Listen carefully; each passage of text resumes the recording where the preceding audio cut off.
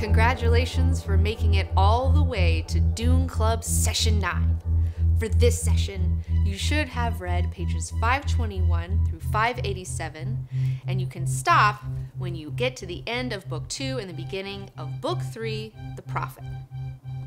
Previously in Dune, Paul and Jessica are found by the Fremen. Paul is given sanctuary as per Liet Kyne's final command, and his mother earns her own way into the tribe when she bests their leader Stilgar in a physical confrontation. On their way to their new home, Jessica is named a Sayadina, or priestess, enraging the Fremen man Jamis, who calls her out as a fraud.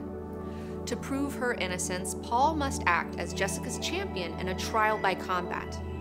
Paul faces Jamis in a one-on-one knife fight to the death and takes the man's life, earning the right to be called a man and further cementing he and his mother's place within the tribe. After his naming, Paul and Jessica witness an enormous cache of water, a hidden treasure that the Fremen plan to use in their ecological dream of changing the face of Arrakis.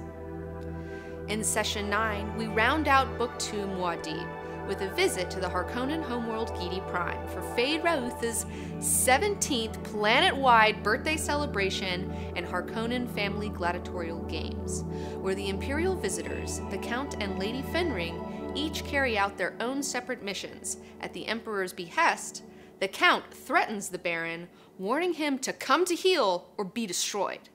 While her husband keeps the Baron distracted, Lady Margot carries out her Bene Gesserit orders to preserve the Harkonnen bloodline by seducing young Fade and getting impregnated, as well as implanting a post-hypnotic command in the Na Baron for later use.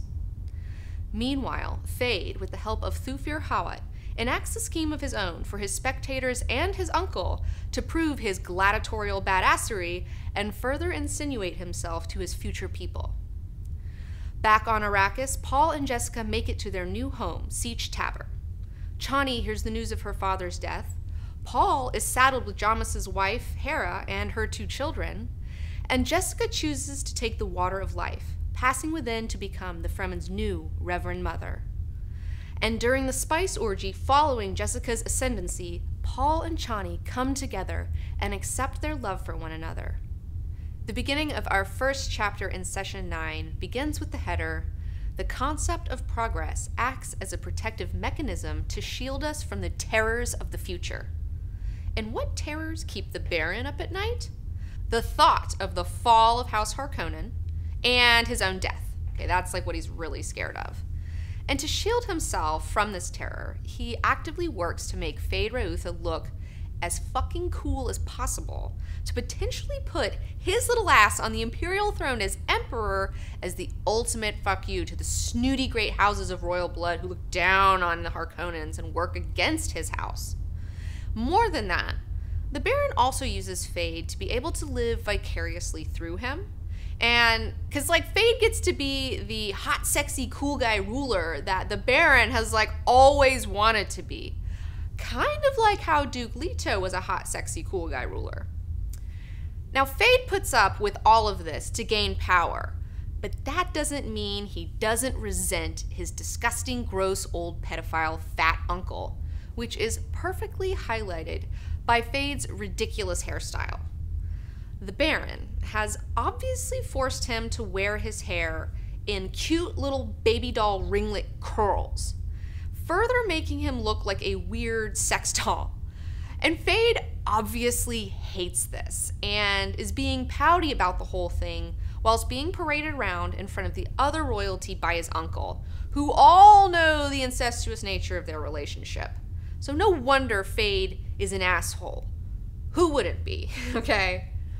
Side note, it's interesting that this Harkonnen compulsion for greatness is reflected even in their architecture. While in the reception hall, the Count Fenring and Lady Margot notice that the room has been made to appear larger than it actually is using optical illusions, such as these pillars that taper slightly at the top and arched ceilings. Trained in the Bene Gesserit way, the Fenrings also notice the tremendous effort put into creating the appearance of effortlessness in the Baron's blue-walled keep, while on Gidi Prime in the city of Harko.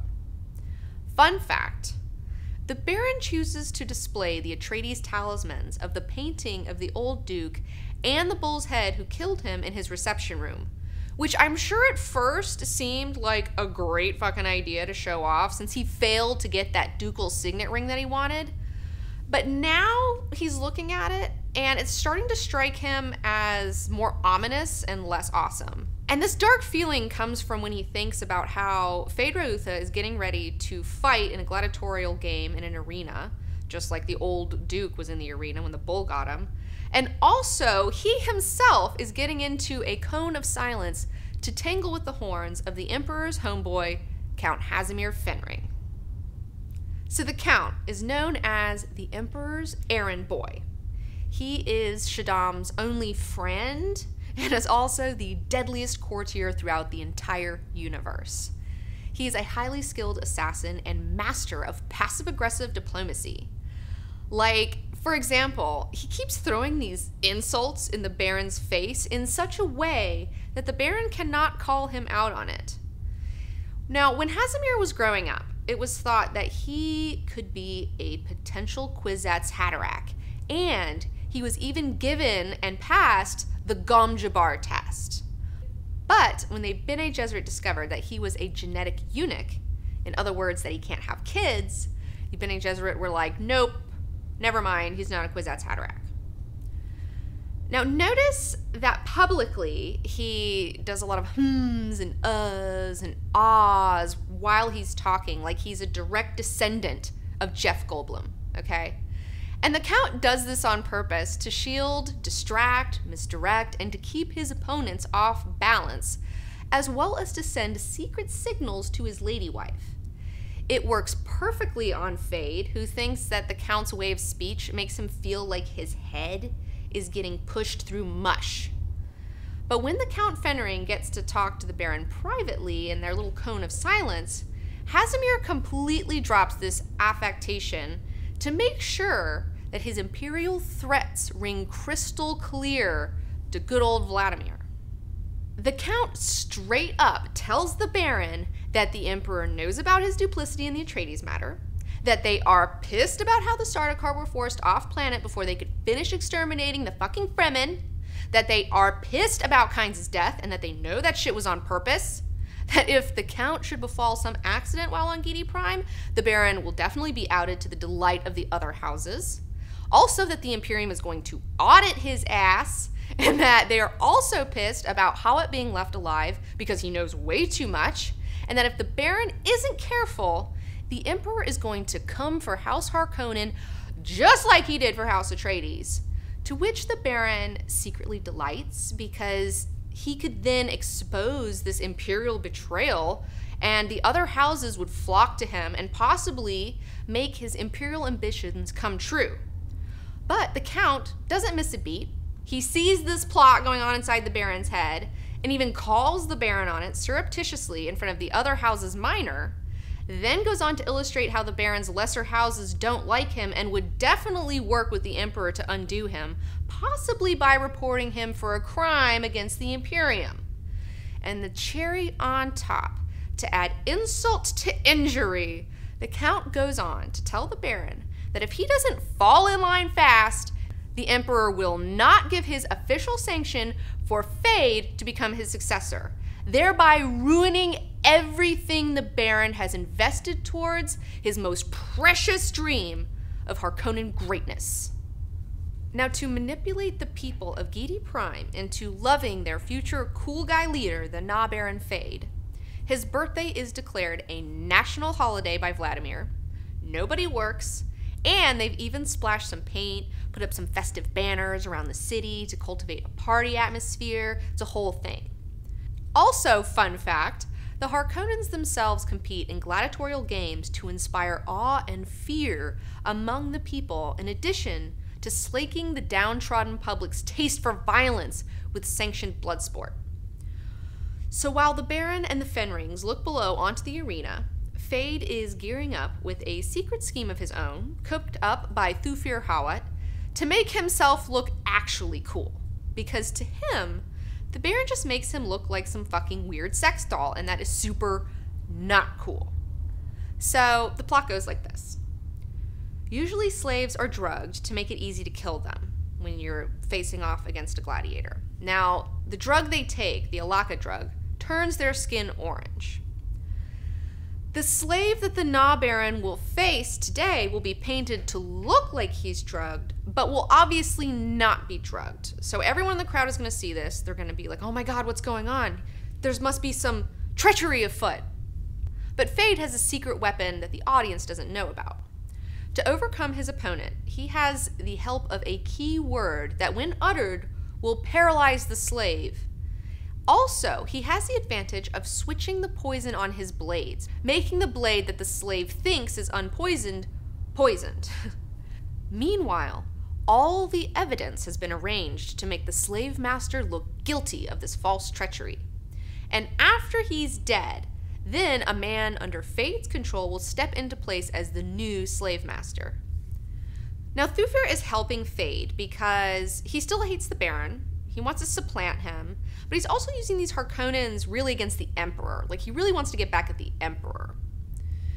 Now, Fade pulls this scheme off, killing an Atreides soldier who is captured on Arrakis. He looks like a total hero, and he even goes so far as to refuse the head and demand that the slave be given a proper burial because Fade is such a good guy. And the crowd eats it up. They love it. They fucking fall for it. They bust into the arena. They start carrying him around on their shoulders. I mean, it's just like they're freaking out.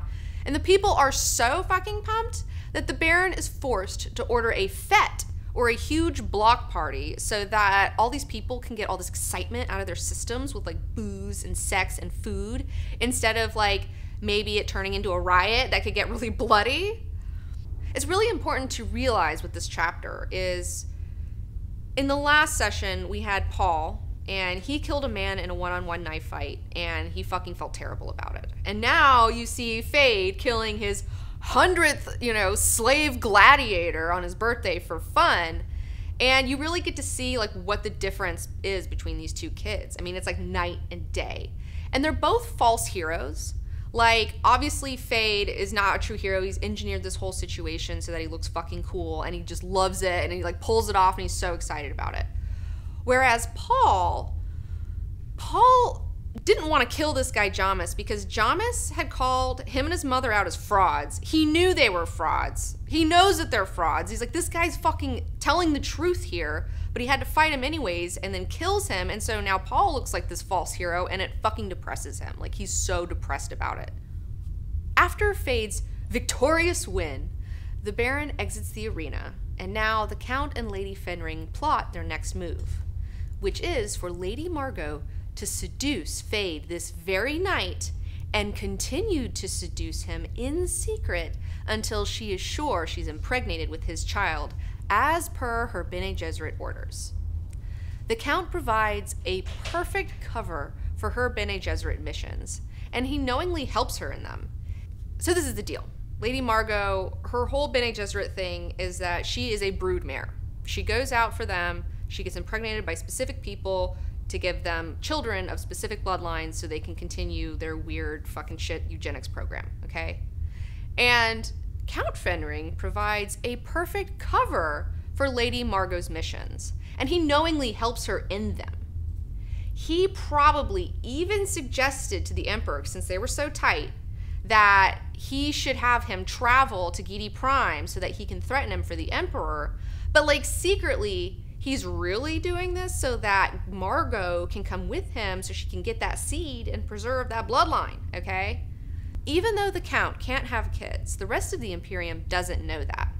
And so Margot goes out, she gets preggers by whomever she's ordered to get preggers by, and then they raise the children like they were the Count's until it's time for them to go to the Bene Gesserit school, and nobody asks any questions. And if anybody were to think about asking any questions, well, knowing what a deadly motherfucker Hazimir is, they would probably shut the fuck up because they don't want to die. The reason the Bene Gesserit want this bloodline in particular preserved is because, if you remember, originally Jessica was supposed to give them a daughter. Instead, she gave them a son. And so that daughter was supposed to get with Phaedra Uther, and then they were supposed to create a Kwisatz Haderach together. But since the Bene Gesserit don't know if Paul is still alive or dead, they still want to try to keep this bloodline alive so they can make a Kwisatz Haderach. So that's why they need her to go have sex with him to get that baby so that they can mix that baby with somebody else later on and continue with their plan of breeding the universe's super being. Fun fact, Lady Margot also hypnotizes Feyd so that he doesn't remember their encounters. And also she plants a post-hypnotic command similar to the command planted in the slave in the arena. This will come into play later. So now back on Arrakis, Paul and Jessica finally reach their new home, Siege Tavern, and are immediately assaulted by its stench. And Jessica, tells Paul indirectly, as soon as they get there, to deal with it. Do not fuck this up for us and let them know that you think that their home smells like shit. Do not do that. What does Siege Tavern smell like? Well, it smells like a bunch of fucking dirty humans in a cave who can't shower. They have still suits, there's waste reclamation areas, there's a lot of spice in the air, it's a lot of body odor, a lot of acridity. So like a hockey locker room? Kind of like a hockey locker room, yeah, except more cinnamon smells. Somebody put cinnamon over the top of it to try to make it smell less bad. That's kind of what it probably smells like. Okay, so in Fremen culture, if you best another Fremen, you now own all of his stuff, including his house and his wife, for at least 1 year, and his children for ever. So now, Stilgar confronts Paul with his new responsibility, Jamas's wife, Hera, and he must choose to take her either as a woman or as a servant. Now, Hera really wants Usul to take her as a woman, and is look, kid, I know I look old, but I'm totally still young. And Usul is no thank you, I'll take you as a servant. And then she's but I'm young, she's so bummed. She's no, I'm young. And Paul gets really annoyed with her and gives her the voice telling her that we will discuss your youth another time. Shut it. It's really funny. And but the reason that Hera is so adamant to become Usul's wife, or to be known as a woman of his, is because she fears of being cast out after their year together is over. Now, realizing this, Paul tells her that she doesn't need to fear. It's don't worry, girl. I'm gonna take care of you as long as as long as I'm around, you're gonna have a place. So Hera accepts this and she chills out, but she still persists in trying to seduce him. It's really funny. It's adorable. Anyways, Hera shows Paul around Siege Tavern. He sees the Fremen spice harvest. He sees where they make plastics for the dew collectors. He learns about dew collectors. He hears about the stillsuit factory. He sees their weaving machines that make all of the fabric for their awesome fucking homes that look like the insides of bomb-ass tents. You have all these wall coverings and thick carpets on the floor and all these colorful hangings on the ceiling. Piled cushion, so cool. He also sees Fremen children being taught ecological lessons. And finally, he sees that there are no clocks in the siege and that the people themselves call the time, which is really interesting. They don't let mechanics dictate the time. The people themselves are in tune with it, which is really cool in a lot of ways. And finally, he gets to go to his new house, sees his Yali, and he meets his 2 new sons, Caliph, who's 10, so he's only 5 years older than this kid, and Orlop, who's 8. And these kids are totally stoked that Lisan al-Gaib is their new stepdad. They immediately take to him, and they become his personal little bodyguards, They, fucking have their little knives ready, and escort him around the fucking siege. It's really cute. So everyone just knows when it's 6:30? Well, you have somebody who calls it. It's it's 6:30, guys. It's 6:30. You have one guy who keeps up with that shit for everybody. Later that same day, Jessica is now preparing herself to take part in a sacred ritual that she has no real clue what the fuck is getting ready to go down. She just agreed to it. She's yeah. But whatever, you know, she's committed. She's ride or die with this one. And their Reverend Mother Ramallo comes out. And, like, she's too old to make another move. They're getting ready to move Sieches to another place. And Jessica has said, yes, I'll take her place. So now, her son, as well as 20,000 other Fremen, are here to watch her become their new Reverend Mother. Chani takes a big bag of the stuff called the Water of Life. And the Water of Life is the poisonous bile that is expelled by a newborn worm as it is ceremonially drowned. Okay, and you know these motherfuckers don't waste water, okay? And they just fucking, like, that's how sacred this fucking water is. So Chani's got a big bag of it, and Jessica puts her mouth up to the spigot, and she just, like, gushes that shit, like, right into her mouth. You know, it's just like, she's just gotta gulp that shit right down. And now it is Jessica's turn to trip balls. All right, time stops for her, and she's like, "What? Like, why is time slowing down?" And then she realizes it's because she's got this poison in her body, and time is slowed down so that she can save her own life. Her awareness becomes psychokinetic, and it's able to move everywhere within her body at like a subatomic level. And so she looks at the drug particles in her body that she's just swallowed.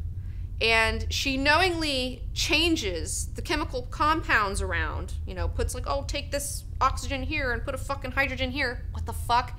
And then by doing this, she changes this poison into she creates this catalyst that turns it into a harmless drug. So now she is out of danger and she's not gonna be poisoned, but she has a crazy new fucked up awareness going on. Yes, she's so aware. Just like, it's funny, like Paul's awareness is outwards. It's towards time and space, you know, and her awareness goes inwards, where she can like control her time and space within her own fucking body. It's crazy. Huh. Yeah. How about that? How about it? Okay, so after her life is out of danger, time picks back up, and now Reverend Mother Ramallo is brought beside her. The Reverend Mother touches her cheek. And when she touches Jessica, it like immediately syncs their awarenesses together as one. Okay, their consciousnesses come together. And Ramallo is in Jessica's mind, you know, and it's not telepathy, it's like she's just there with her. And this Reverend Mother is immediately like, holy shit, why didn't you tell us you were pregnant? We had no fucking clue about this. You should have told us this. And orders Jessica to calm her unborn child's awareness, okay? Because guess what? There's only supposed to be 2 awarenesses here, and there's a fucking third one, okay? So Jessica, with her newfound body awarenesses, reaches out to her child's awareness and soothes it. You know, she can't soothe it with words. She just irradiates this love feeling, you know, and like, which calms down this awareness. She can feel her unborn child's awareness like freaking the fuck out.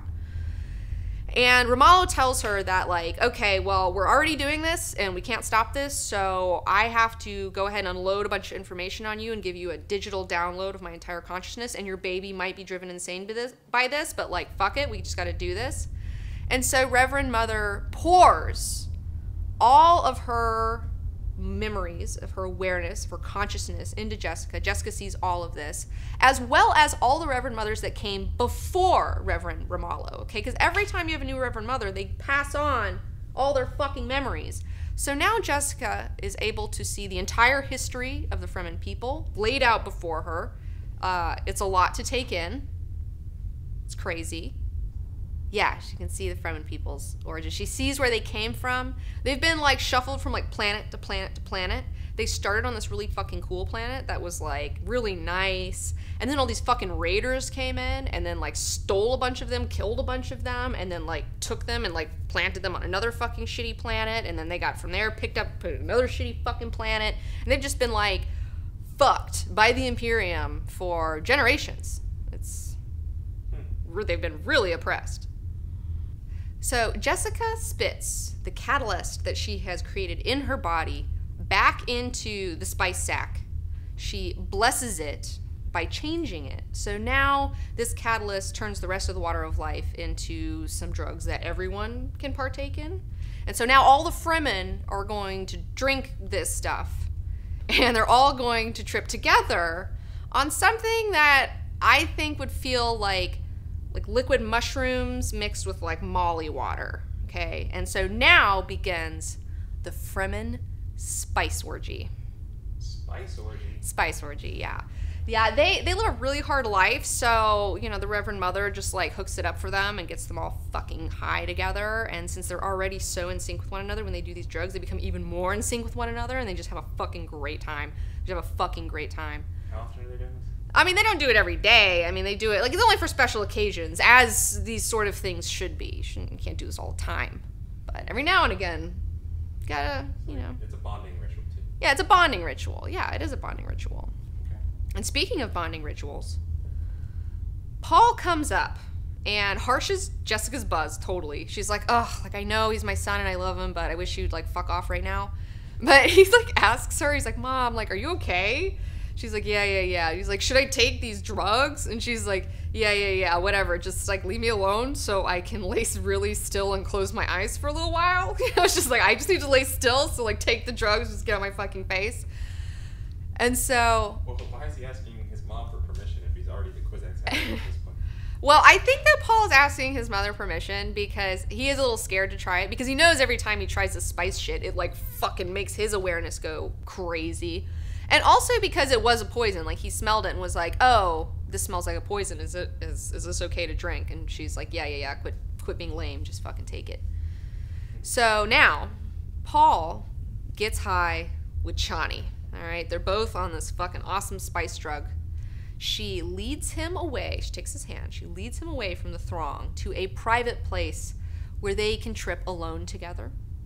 Because also that's a whole other thing about tripping. You got to be careful where you are. You know, sometimes you want to be around people. Sometimes you don't want to be around people. And so, and the reason that she does this, not only because they can kind of be alone, but also she senses that he has a really heightened sense of awareness, okay? Like, super heightened.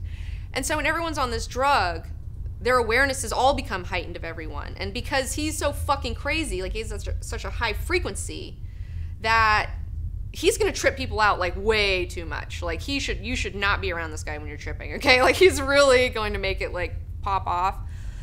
And so, you know, she's like, yeah, I led you away because I didn't want you to freak everybody out because you're, like, super nuts. But then now she's like, okay, but you're freaking me out now because, like, I'm with you. And he calls her, like, he totally loses it. He's like, I know you. I've known you. He calls her his Sahaya, his desert spring, you know, that they've been together before. And then Chani's over here tripping the fuck out, and she's like, oh my god, I just fucking met you, and I'm looking down, and I'm fucking seeing the child that we're going to have together in my arms. I fucking see our baby, like, right in my arms. Like, I'm freaking, like, how do I know every bit of your flesh? Like, how do I know everything about you? And, like, it's like that. And so, Paul, like, for a minute, like, Paul's like, it's fine, and then they chill out together, and then Paul gets back into his terrible purpose zone, you know, because every time he takes these drugs, he gets into terrible purpose zone, you know, that's why he doesn't like taking all these drugs, because he's like, it's a lot to deal with. And so while he's in this zone, he sees this scale, and on one side, you have the Bene Gesserit, the Guild, the Landsraad, the Sardaukar, the Emperor, the Harkonnens, you know.